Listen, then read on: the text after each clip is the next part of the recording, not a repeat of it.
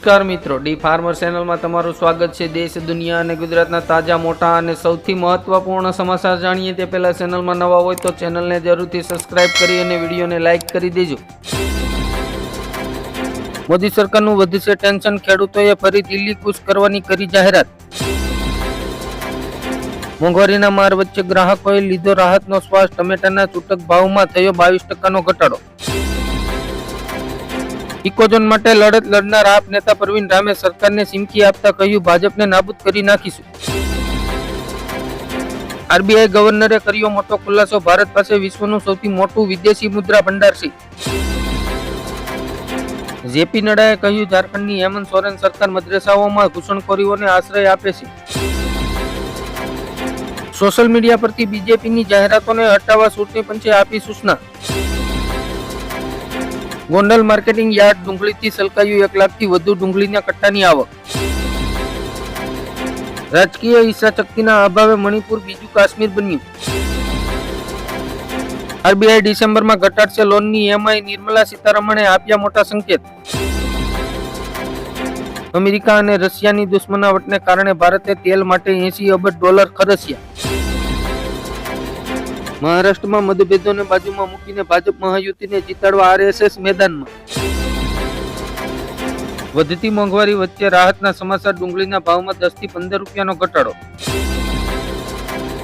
ચૈતરાજ વસાવાના નવા સંગઠનને લઈને મનસુખ વસાવાની પ્રતિક્રિયા, કહ્યું, અલગ ભીલ પ્રદેશની માંગ અમને સ્વીકાર નથી। ભાજપ MLA સનાતન ધર્મ સંસદમાં ગરજ્યા, હિન્દુઓ પર જે આંગળી ઉઠાવશે તેનું કામ તમામ થઈ જશે। ગુજરાત યુનિવર્સિટીની 25, 26, 27મીની પરીક્ષાઓ સ્થગિત। સીએમ ભૂપેન્દ્ર પટેલનો મોટો નિર્ણય, 61 માર્ગો માટે 2995 કરોડ રૂપિયા મંજૂર કર્યા। ફારૂક અબ્દુલ્લાએ કહ્યું, કોંગ્રેસને નબળી પડવા નહીં દઈએ, માત્ર ઇન્ડિયા ગઠબંધન જ ચૂંટણી જીતશે। ગુજરાતીઓ ઠંડી માટે તૈયાર થઈ જાવ, પવનની દિશા બદલાતા તાપમાનમાં થશે ઘટાડો। ભાજપના પ્રદેશ પ્રમુખ CR પાટીલ અને મુખ્યમંત્રી મહારાષ્ટ્રની ચૂંટણી પ્રચારમાં જોડાશે। સીએમ આતિશીએ કૈલાશ ગેહલોતનું રાજીનામું સ્વીકાર્યું, આપે કહ્યું, બીજેપીનું ગંદુ કાવતરું। યોગી આદિત્યનાથને સીએમ પદ પરથી 20 નવેમ્બર બાદ હટાવશે અખિલેશ યાદવ। 25 નવેમ્બર સુધીમાં રજીસ્ટ્રેશન નહીં કરનારા ખેડૂતોને 2000નો હપ્તો નહીં મળે। ખેડૂતોના હિતમાં સરકારનો મોટો નિર્ણય, મુખ્યમંત્રી પાક સંગ્રહ સ્ટ્રક્ચર યોજનાની સહાયમાં કર્યો વધારો। ડીકે શિવકુમારે મહારાષ્ટ્ર ચૂંટણી પર આપ્યું નિવેદન, કહ્યું, અમે 170 સીટો પર જીતીશું। રાહુલ ગાંધીએ PM નરેન્દ્ર મોદી પર નિશાન સાધ્યું, કહ્યું, આપણા વડાપ્રધાન તેમની યાદશક્તિ ગુમાવી રહ્યા છે। અંબાલાલ પટેલે કરી આગાહી, ગુજરાતમાં ઠંડીની સાથે 20 થી 25 નવેમ્બર વચ્ચે વાવાઝોડું ત્રાટકે તેવી શક્યતા। ઝારખંડમાં કલ્યાણ યોજનાના લાભાર્થીઓની સંખ્યા જોઈને ભાજપ ચિંતિત। ખાલિસ્તાનીઓએ કેનેડાવાસીઓને દેશ છોડવાની આપી ધમકી। જમ્મુ કાશ્મીરમાં કલમ 370ની બહાલી મુદ્દે કોંગ્રેસના યુટર્નથી નેશનલ કોન્ફરન્સ ભડકી।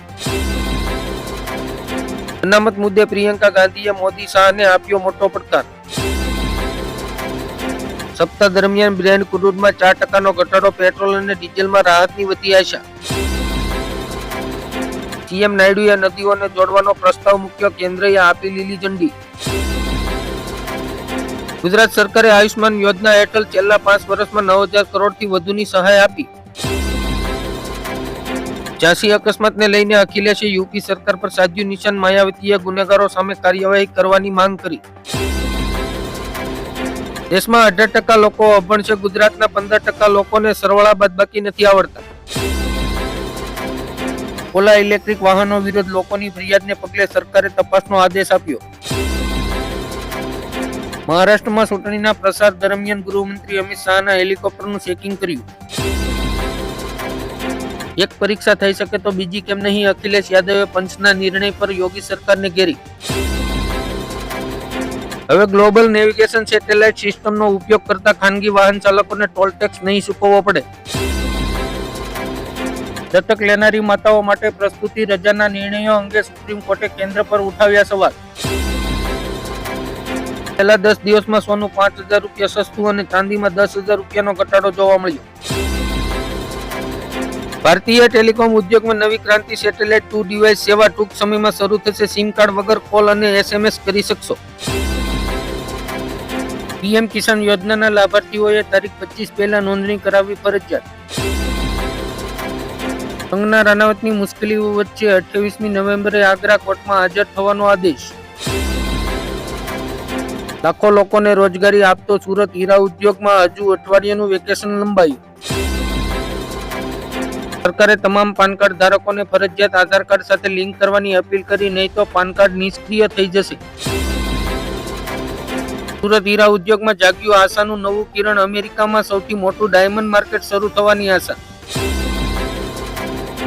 અમરેલી જિલ્લામાં હીરા ઉદ્યોગમાં મંદીના પગલે યુવાનોની રોજગારી છીનવાઈ ગઈ. દ્વારકા જિલ્લામાં ખેડૂતો માટે યુનિક ફાર્મ આઈડી મેળવવા માટે નોંધણી શરૂ. દિવાળી પૂર્ણ થતા ટેક્સટાઇલ ઉદ્યોગમાં તેજીનો માહોલ. શહેરોના વિકાસને વેગ આપવા જમીન મામલે સરકારનો મહત્વનો નિર્ણય. મહારાષ્ટ્રમાં ચૂંટણી પહેલા જ કોંગ્રેસે સીએમ પદ પર કરી દાવેદારી.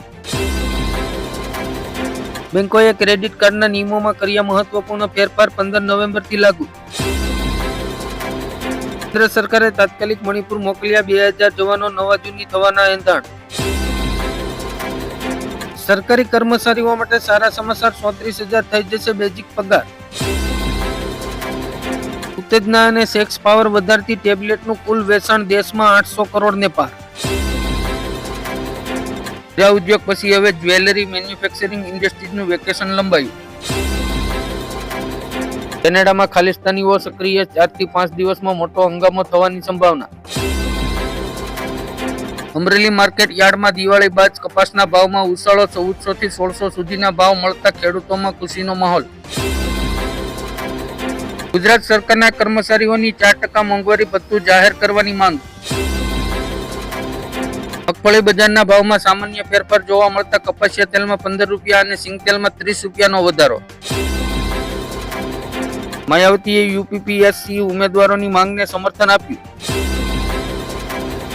ચૂંટણી પછી સીએમ યોગીની ખુરશી જવાનો અખિલેશ યાદવનો દાવો. અમિત શાહે કહ્યું, રાહુલ ગાંધીની ચોથી પેઢી પણ કાશ્મીરમાંથી કલમ 370 નાબૂદ નહીં કરી શકે. ગુજરાતમાં પેરામેડિકલમાં સીટ એલોટમેન્ટના ત્રીજા રાઉન્ડ બાદ પણ 66% બેઠકો ખાલી. ગરીબો માટે સીએમ યોગીની મોટી જાહેરાત. આયુષ્માન કાર્ડ વિના પણ મફત સારવાર મળશે. હવે આરટીઓ અને આઈટીઆઈ જવાની ઝંઝટમાંથી મળશે મુક્તિ. રાજ્ય સરકાર લર્નિંગ લાયસન્સ માટે મોબાઈલ એપ લોન્ચ કરશે.